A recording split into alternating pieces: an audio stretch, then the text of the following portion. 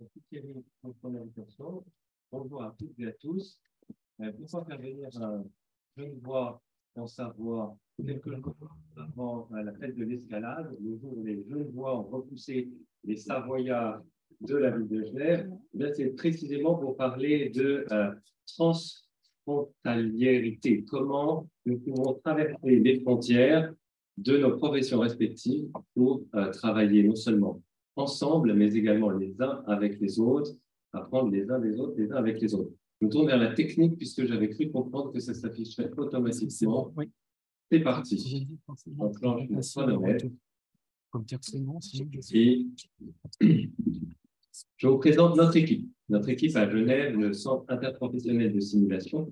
Nous sommes 9 professions, c'est l'équivalent de 21 ETP, 21 personnes, pardon, 12,4 ETP. Nous avons le plaisir de travailler ensemble depuis un certain nombre d'années, puisque le CIS, c'est en 2013 l'intuition de la faculté de médecine et de la haute école de santé, à gauche, de mutualiser certains enseignements pour permettre à 6 filières à l'époque, la médecine, la filière nutrition diététique, physio, sage-femme, soins infirmiers et techniciens en radiologie médicale, d'avoir des activités, notamment des simulations en commun.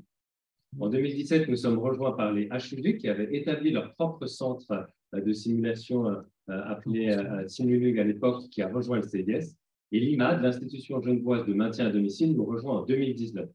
C'est vrai que nous avons une originalité parmi les centres de simulation suisses ou plus globalement francophones, d'avoir l'interprofessionnalité au cœur de notre ADN, d'avoir la simulation parmi un certain nombre de modalités pédagogiques, non exclusivement, et surtout nous intéresser au continuum de formation depuis le pré-grade, le post-grade, la formation continue, la formation de formateurs.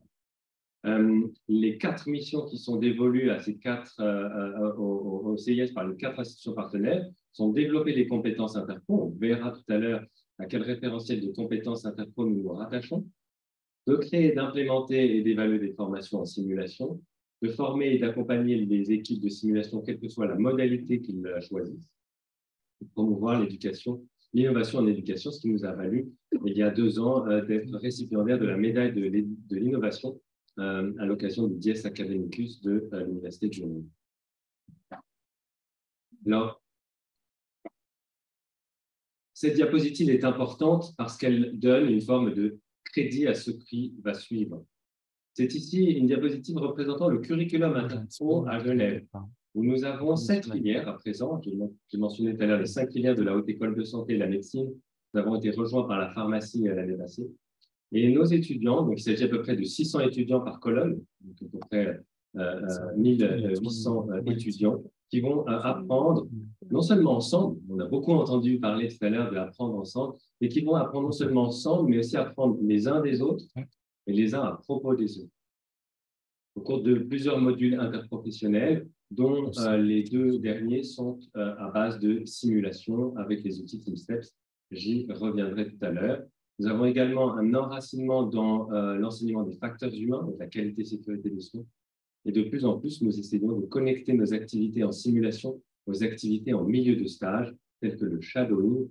Et certains d'entre vous connaissent cette modalité pédagogique, j'en toucherai un mot tout à l'heure. Alors, je me propose, dans les 17 minutes qui restent, d'aborder en 3 blocs de 5 minutes environ un premier objectif de pouvoir ensemble, tout au long de cette journée, parler un même langage.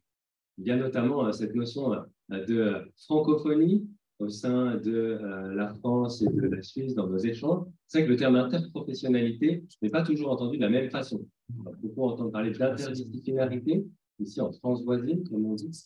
Là où en Suisse, on va plutôt parler d'interprofessionnalité. Donc, c'est intéressant qu'on s'entende sur les termes et les concepts. Un deuxième bloc, ce sera de vous équiper, si besoin était, d'arguments, de 3 arguments forts pour plaider en faveur de l'Interprofessional Education, IPE, au sein de vos centres de formation et plus globalement dans vos communautés de pratique. Il y a un 3e objectif, j'espère ensemble que nous allons pouvoir identifier quelques défis pédagogiques à relever dans les formations et notamment en médecine de France. J'ai oublié de mentionner que je partage aussi une forme de complicité avec vous, étant moi-même français, né non loin à Grenoble, ayant fait mes études au CHU de Lyon. et ayant un parcours d'intensiviste, travaillant maintenant dans un service d'urgence gériatrique à temps partiel, 30% et à 70% à la direction du service. Alors, premier objectif, cette notion de terminologie. Alors, je propose un petit panorama qui va nous permettre de voyager un tantinet. C'est en 2000 que l'OMS lance deux définitions conjointes, l'ICP pour Interprofessional Collaborative Practice et l'IPE pour Interprofessional Education. J'ai fait très attention, ce sera normalement les seuls deux anglicismes de la présentation. ICP, IPE, comme un peu les deux brins d'ADN de ce que nous allons pouvoir vivre ensemble aujourd'hui. L'ICP est défini par l'OMS lorsque au moins deux professions différentes travaillent ensemble avec les patients et les proches, c'est intéressant de le souligner dans la définition des 2010, pour délivrer la qualité des soins, pour rajouter la sécurité des soins la plus optimale. Quant à l'IPE, elle est définie par l'OMS lorsque deux professions au moins apprennent ensemble, les uns à propos des autres et les uns grâce aux autres.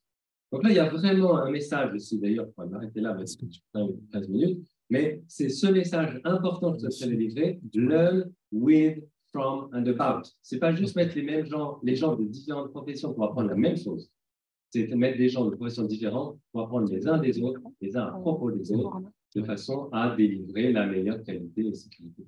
Donc ça, c'est la définition de l'OMS en 2000.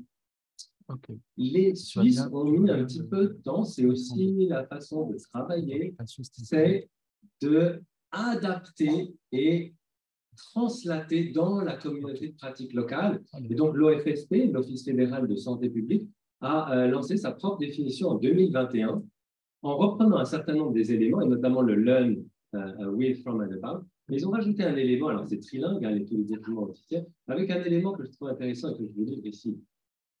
La collaboration interpro mène à des résultats auxquels aucun groupe professionnel n'aurait pu aboutir à lui seul. J'aime translater cette définition également à nos formations interprofessionnelles. Nos formations interprofessionnelles ont une plus-value. Aucune des professions, si elle l'avait designé, développée seule, n'aurait pu arriver à une telle éducation pédagogique. Alors, il y a quand même à déminer ce terme multipro, interpro, parce que c'est la commande que Thierry m'avait faite, et puis il y a également la notion de interpro et interdisciplinarité. Alors, je me réfère à un document d'autres francophones, enfin là c'est la version en anglais de Laval, où le long d'un continuum de situations moins complexes à gauche vers plus complexes à droite, ils établissent un continuum de l'uniprofessionnalité à l'interprofessionnalité, où l'on voit que le multiprofessionnel est ici, avec en fait des professions qui peuvent délivrer des soins en parallèle, et il y a des situations où c'est tout à fait adéquat. Donc, il ne s'agit pas de dire il faut faire de l'interpro, pas du multipro. Non, il y a des situations où c'est particulièrement adéquat. Il y a parfois aussi du monopro. Et puis, plus la situation va devenir complexe, le C désigne le client, le patient, et plus la situation va devenir complexe, plus on va avoir besoin de cette interprofessionnalité ici dans la zone de chevauchement entre les expertises et les rôles de chacun des professionnels.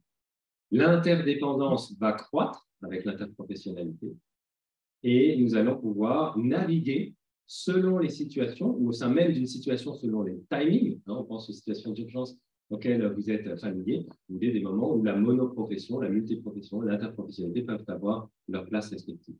Quant à la disciplinarité, dans ce cadre conceptuel, elle sera réservée au terme désignant la discipline académique. L'anatomie, la chirurgie, l'anesthésiologie, qui parfois sera source de confusion quand nous, Français, parlerons de interdisciplinarité en mentionnant en fait l'interprofessionnalité en santé. Donc, il s'agira peut-être simplement de déminer là le terme. J'en terminerai avec cette partie un peu austère des terminologies et des cadres conceptuels pour présenter le référentiel de compétences canadien, qui est traduit en français grâce au québécois, et qui est celui sur lequel nous avons enraciné notre enseignement interprofessionnel à Genève, qui est un référentiel à 6 compétences. On retrouve les 6 pétales de rose séro-canadien dans le référentiel CANMET notamment, avec au cœur l'ICP, l'interprofessionnel collaboration, et 6 domaines de compétences, la clarification de rôle, le travail d'équipe, le leadership, la résolution de conflits, la communication et le soin centré sur la personne. Dans le contexte francophone genevois, on parlera plutôt de soins en partenariat. C'était la première partie la plus indigeste, si je puis dire, sur les termes et les concepts. Une deuxième partie plus brève, quels arguments ramener dans vos équipes, dans vos centres, dans vos communautés de pratique, en argumentant en faveur de l'IPIC. 3 argumentaires, un en faveur de la sécurité des patients, l'autre en faveur de la transformation des systèmes de santé et un troisième en faveur de l'innovation en pédagogie. Premier argument, l'interprofessionnel education, la formation interprofessionnelle, est indispensable pour améliorer la sécurité des patients. Depuis le rapport To Health is Human de l'Institut de médecine en 2000, nous savons qu'il y a une épidémie d'erreurs médicales, il y a une épidémie d'événements indésirables associés aux soins. L'OMS en 2011 a promu un guide pour la formation multiprofessionnelle. Vous noterez qu'à l'époque, on parlait de multiprofessionnel. Le guide OMS venait de sortir sur l'interpro. Les Suisses en 2019, la France en 2020 ont mis au jour leurs dernières statistiques sur les événements indésirables graves. Je suis plus familière maintenant avec celle de Suisse. Il s'agit d'une estimation de 2 à 3 000 décès par an liés aux événements indésirables graves. Dans le dernier rapport 2020, il s'agissait de 1080 événements indésirables graves signalés en France avec un taux de sous-déclaration notable.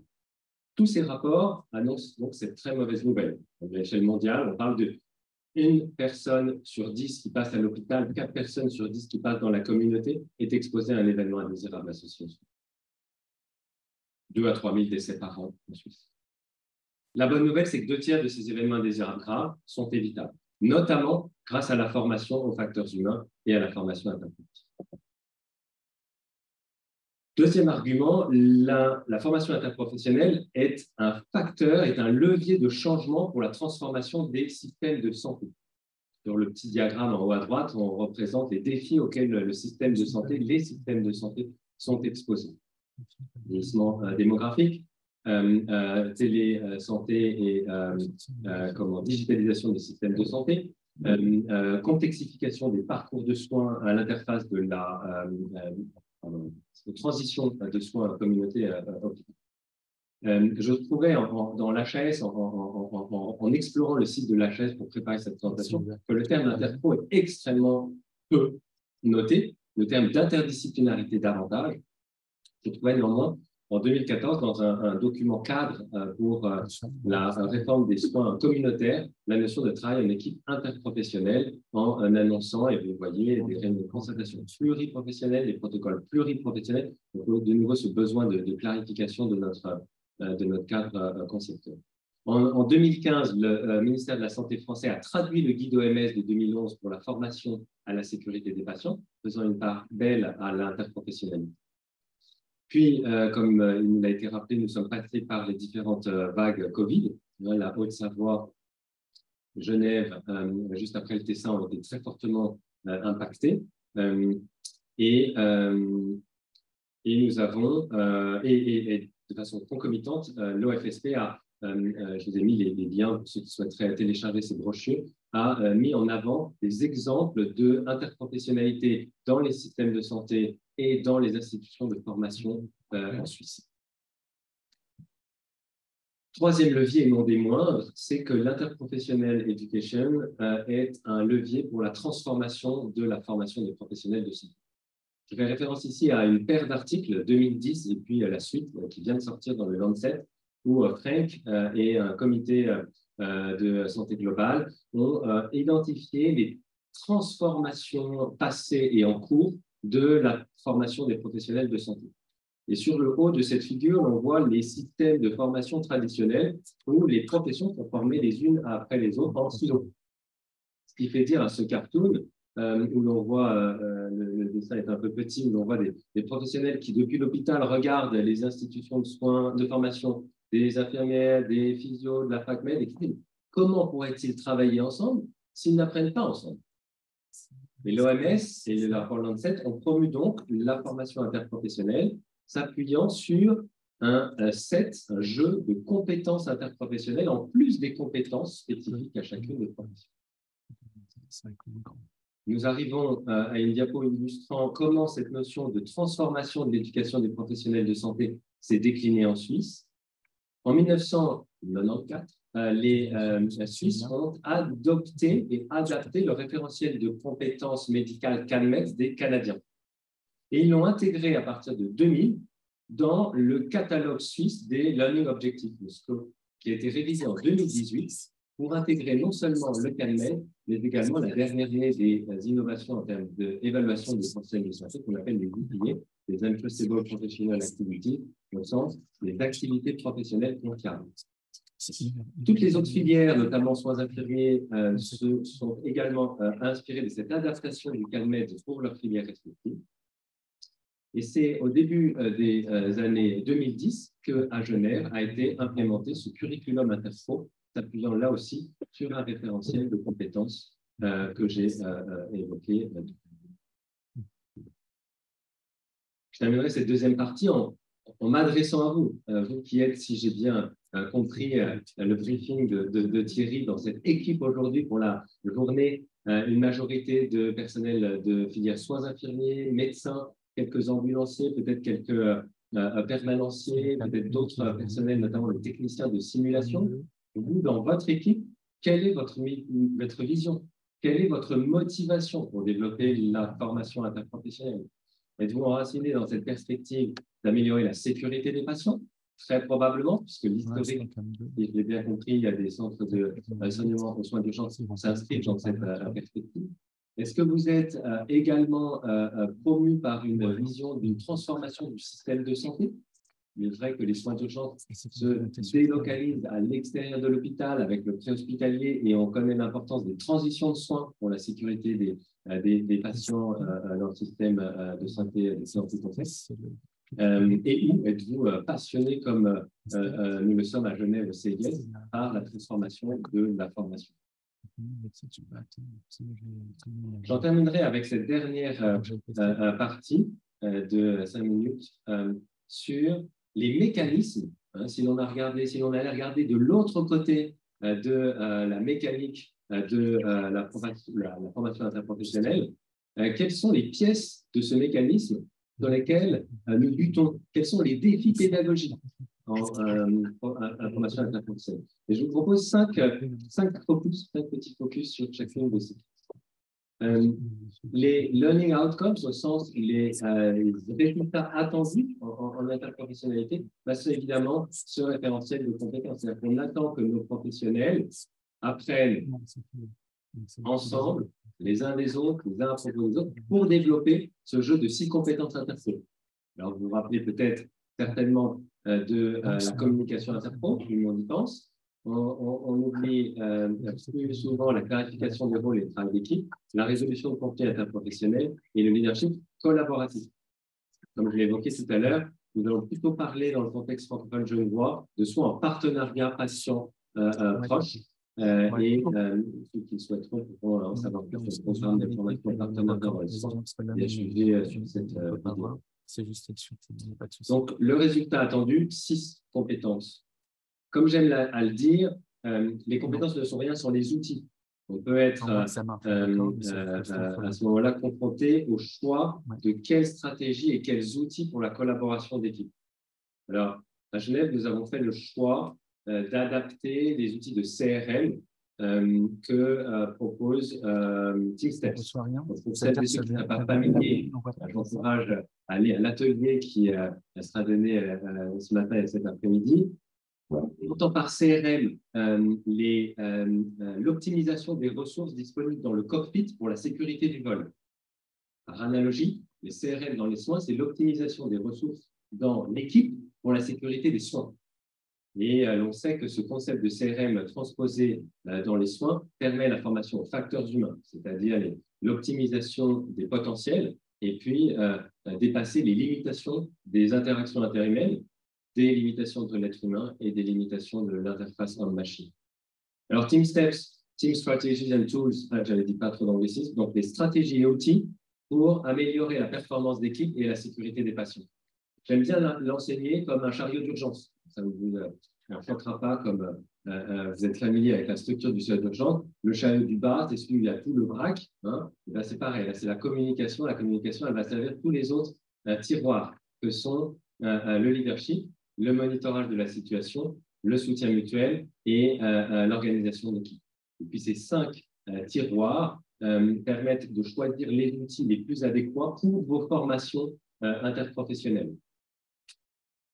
Le best-seller de ces outils dans le tiroir communication, c'est le fameux SBAR, Situation Background Assessment Request, qui est un peu le b.a.-ba de la communication en milieu d'urgence que nous pouvons entraîner dans les formations interprofessionnelles. Troisième pièce du mécanisme, les stratégies d'apprentissage. Alors, je sais que beaucoup d'entre nous sommes adeptes de la simulation. De nouveau, important de s'entendre. On entendra, nous, par simulation, nous, au sens adepte de l'éducation interprofessionnelle, une simulation comme une technique pédagogique et non pas une technologie. Et ce, pour faire la part belle à la simulation humaine. Parce que dès lors qu'on parle de facteurs humains, il est adéquat d'utiliser parfois les mannequins, mais aussi les patients actuels. Nous avons également, dans cette préoccupation de la simulation interprofessionnelle, la préoccupation d'expliciter que nos objectifs d'apprentissage sont duals. À la fois un objectif qui a une certaine prise en charge, une référence à une guideline, et l'amélioration de la collaboration interpro en référence aux outils TeamSteps. Donc, ça nous paraît intéressant et ça facilitant. Si vous le faites déjà, vous serez sûrement de mon avis. Si ce n'est pas encore le cas, vous pouvez l'essayer, d'expliciter les objectifs à part égale, de façon à ce que le débriefing soit bien équilibré à part égale entre les objectifs liés à la prise en charge et les objectifs liés aux facteurs humains. Une autre modalité pédagogique que nous avons beaucoup plu, c'est le shadowing, littéralement se mettre dans l'ombre d'un autre professionnel ou se mettre dans l'ombre d'un patient ou d'un proche et le vie ma vie pendant 2 heures à une demi-journée pour découvrir en fait l'autre profession de l'intérieur ou découvrir le parcours patient à l'interface de la communauté et de l'hôpital. Je vois que 21 minutes, je termine dans 4 minutes, ça va. Dernière pièce du mécanisme, et non des moindres, l'évaluation. L'évaluation au sens, l'évaluation des apprenants, des apprentissages. C'est super difficile. Donc, s'il y en a qui aiment cette question, je suis là toute la journée, j'ai prévu d'être là toute la journée et je serai très heureux d'en parler parce que c'est un vrai défi auquel pour l'instant nous n'avons pas vraiment de solution simple. Comment évaluer le transfert depuis la CIM au lieu de pratique? Alors bien sûr, nous débriefons comme vous, nous débriefons à l'aide des outils TeamSteps, peut-être comme vous, et nous essayons également d'observer nos apprenants prégradués et postgradués dans leur terrain de stage, dans leur vie professionnelle, avec différents outils, les mini-CX, les mini-clinical examination, le feedback multisource, en demandant, par exemple, à la fin de la visite le matin aux urgences gériatriques, à la remise de garde, l'interne reçoit un feedback non seulement comme classiquement de l'adjoint, de l'adjointe, mais également de son binôme interne, celui qui prend la garde du matin, également des infirmiers, infirmières, et parfois, lorsque les patients, c'est des urgences gériatriques, en ont la capacité de communication, des patients eux-mêmes. Nous avons également implémenté les activités professionnelles confiables interpro. C'est-à-dire lorsque nous avons des étudiants en soins infirmiers ou en physio dans nos équipes, ce qui est le cas aux soins continus où j'exerce aussi, nous avons la possibilité de documenter dans leur portfolio électronique des activités interpro comme la transmission au format SBAR, la présentation de cas en colloque ou également les simulations professionnelles in situ. Voilà, il est temps de clore ce mot d'introduction par un coup de cœur. Un coup de cœur, donc on a balisé nos objectifs. J'espère que nous serons plus à l'aise pour parler d'un même langage sur les termes et les concepts de l'interprofessionnalité, que vous aurez 3 arguments forts pour promouvoir la formation interprofessionnelle dans vos CESU pour améliorer la sécurité des patients, pour transformer les systèmes de santé, pour transformer la formation des professionnels, et puis que nous aurons l'occasion tout au long de la journée de discuter un peu plus finement de certaines pièces du dispositif pédagogique. Mon coup de cœur, le voici. Nous entendons toujours « Ah, l'interpro, est-ce que ça vaut vraiment la peine ?» On le fait déjà, en fait. Oui et non. Passer du multipro, c'est-à-dire plusieurs professions qui apprennent la même chose, à l'interpro, c'est-à-dire des professions qui apprennent ensemble les uns des autres, les uns à propos des autres, c'est une innovation. C'est un changement conceptuel, c'est un changement paradigmatique, de modèle conceptuel. Et donc, j'aime bien faire référence à la courbe de Rogers, que plusieurs d'entre vous connaissent, la diffusion de l'innovation. Rogers, qui était étudiant en sociologie et qui voyait son père rester aux vieilles semences là où les autres achetaient des semences. Et puis, étudiant la façon dont une innovation se diffusait, il a réalisé qu'elle était liée non seulement à la nature même de l'innovation, comment cette innovation est plus ou moins proche de l'outil précédent, mais également aux caractéristiques des individus. Eh bien, la bonne nouvelle, c'est que nous sommes ici, parmi les early adopters. Ni vous ni moi n'avons inventé l'interprofessionnalité.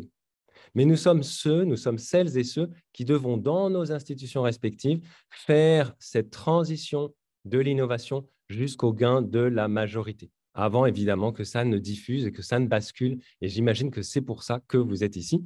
C'est la raison pour laquelle je propose un nouvel acronyme, IPE, c'est une innovation pour les enthousiastes. Nous avons besoin d'enthousiasme pour promouvoir l'interprofessionnalité. Nous avons besoin de changer nos propres représentations. Il me paraît paradoxal que ce soit à une personne qu'il revienne et à un médecin de parler d'interprofessionnalité. C'est pour ça que j'ai souhaité mentionner au début et à la fin notre équipe et notre directrice adjointe, Patricia Picciottino, qui assure la direction avec moi. L'autre dernier message, c'est de collaborer dès le premier jour de design de votre formation interprofessionnelle. On n'arrive pas à faire remonter quelqu'un à bord. Il y a toujours cette frustration de ne pas avoir été dès le début du design de la simulation. Donc, il faut faire remonter tout le monde à bord dès le début. Former les formateurs. Donc, je fais un petit coup de pub pour notre case de formation de formateurs à Genève avec un module dédié à la simulation avec la part belle à l'interprofessionnalité dans lequel on a le plaisir chaque année d'accueillir Thierry. Je dirais également que, contrairement à Apollo 13, failure is an option en interprofessional education et en simulation d'ailleurs de façon générale. Et puis l'interpro, ça fait du bien. Donc, appréciez-la. Merci beaucoup.